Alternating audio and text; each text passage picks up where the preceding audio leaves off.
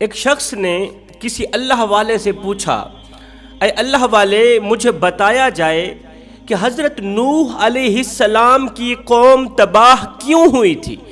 اس اللہ والے نے کہا اس لیے کہ قوم کی جو ماں تھی وہ شوہر کی نافرمان تھی۔ فرمایا اگر قوم کی ماں شوہر کی نافرمان نہ ہوتی تو نوح علیہ السلام کی قوم کبھی بھی تباہ نہ ہوتی۔ پوچھنے والے نے کہا کہ ماں کون سی؟ کہا حضرت نوح علیہ السلام کی بیوی۔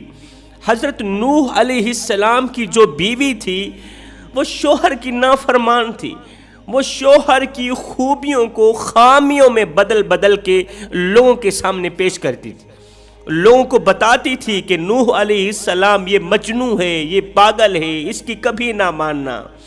کاش کہ حضرت نوح علیہ السلام کی بیوی نافرمان نہ ہوتی، لوگوں کو تباہی کی طرف نہ لے کے جاتی۔ عورت رب کریم کی طرف سے ایک خوبصورت ترین تحفہ ہے۔ کائنات کی خوبصورتی، چین و قرار، رنگ و نور عورت کے وجود میں ہے۔ رسول اللہ صلی اللہ علیہ وسلم نے فرمایا وہ عورت بہترین عورت ہے، وہ بیوی بہترین بیوی ہے جو اپنے شوہر کو دیکھے، اس انداز سے دیکھے، اس طرح کے پیار سے دیکھے کہ دیکھتے ہی دیکھتے شوہر کی جان میں جان ڈال دے۔ فرمایا وہ بہترین بیوی ہے جو اپنے شوہر کو دیکھے تو شوہر کا دل خوش کر دے، دیکھتے ہی دیکھتے اس کی ٹینشنیں، اس کی پریشانیاں، اس کے دکھ، اس کے درد سب کچھ بھلا دے۔ میرے نبی نے فرمایا وہ بہترین عورت ہے جس کا شوہر بیوی بچوں کی روزی روٹی کے لیے، محنت مزدوری کرنے کے لیے، روزی روٹی کا بندوبست کرنے کے لیے جب گھر سے باہر نکلتا ہے تو بیوی دروازے پر آ کے اسے نیک تمناؤں اور ڈھیروں دعاؤں کے ساتھ رخصت کرتی ہے۔ اور جب یہ شوہر پورا دن محنت مزدوری کرتا ہے، بوڑھی کمر پہ بوریاں لاد لاد کے دن رات ایک کر کے بیوی اور بچوں کے لیے روزی روٹی کماتا ہے، تھکا ہارا جب شام کو گھر آتا ہے، دستک دیتا ہے تو بیوی دروازہ کھولتی ہے تو بجائے الٹی پھلٹی سنانے کے شوہر کا استقبال کرتی ہے، شوہر کو ویلکم کرتی ہے، اس انداز سے شوہر کو دیکھتی ہے، کچھ اس طرح کے پیار بھرے انداز سے دیکھتی ہے کہ شوہر کی تھکاوٹ ختم کر دیتی ہے، شوہر کا دل خوش کر دیتی ہے، شوہر کی جان میں جان ڈال دیتی ہے۔ میرے نبی نے فرمایا عورت اس وقت اللہ تعالیٰ کی رحمت کے بالکل قریب ہوتی ہے جب وہ اپنے شوہر کو سکون دے رہی ہوتی ہے۔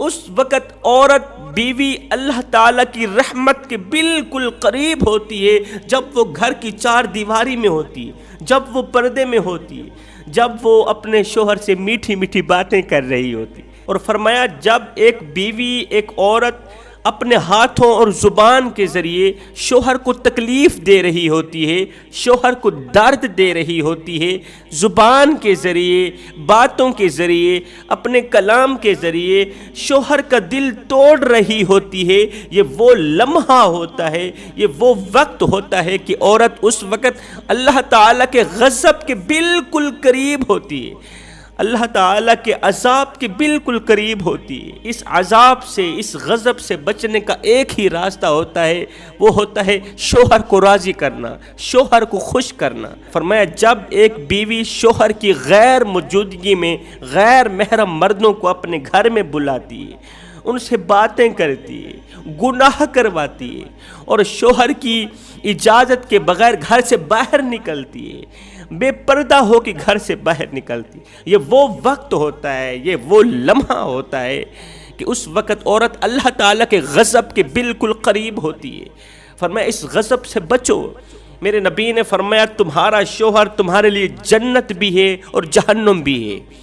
آقا کریم علیہ السلام کا ارشاد ہے، فرمایا تمہارا شوہر، اے عورتوں تمہارا شوہر تمہارے لیے جنت بھی ہے اور جہنم بھی ہے۔ عورتوں نے کہا یا رسول اللہ وہ کیسے؟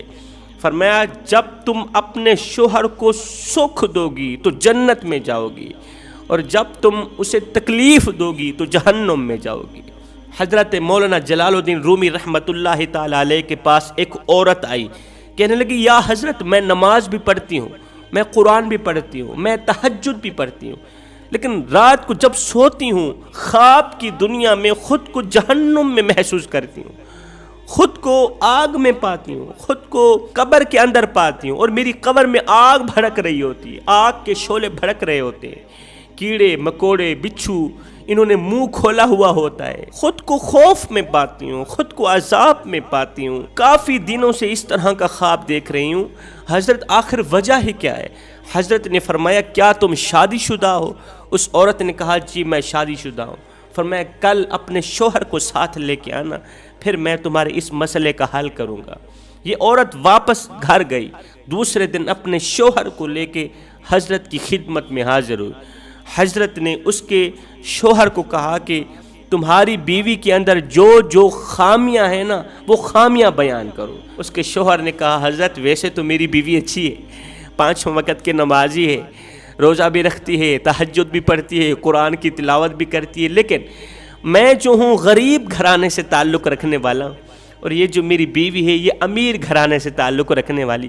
کبھی کبھار جب یہ غصے میں آتی ہے، جب یہ غصہ کرتی ہے تو مجھے میری غربت کے تانے دیتی ہے، مجھے میری غربت کے تانے دیتی ہے اور اپنی امیری پہ ناز کرتی ہے، اور جب میں اپنی بیوی اور بچوں کی روزی روٹی کے لیے، روٹی کا بندوبست کرنے کے لیے گھر سے باہر نکلتا ہوں، پورا دن کام کرتا ہوں، بوڑھی کمر پہ بوریاں لاد لاد کے دن رات ایک کر کے اوور ٹائم لگا کے میں جناب پورا دن کام کرتا ہوں، تھکا ہارا شام کو جب گھر میں آتا ہوں دستک دیتا ہوں، یہ دروازہ کھولتی ہے تو بجائے میرا استقبال کرنے کے، بجائے مجھے ویلکم کرنے کے، یہ کچھ اس طرح کی الٹی پھلٹی باتیں سناتی ہے کہ میری تھکاوٹ اور زیادہ بڑھ جاتی ہے، یہ میرا دل توڑتی ہے، یہ مجھے تکلیف دیتی ہے۔ اور ہاں حضرت جب بھی میں اس سے پوچھتا ہوں کہ کیا تو مجھ سے محبت کرتی ہے، میں جو تیرے لیے دن رات ایک کر کے اوور ٹائم لگا کے کمزور سے کندھے پہ بوریاں لاد لاد کے دن رات ایک کر کے کما رہا ہوں،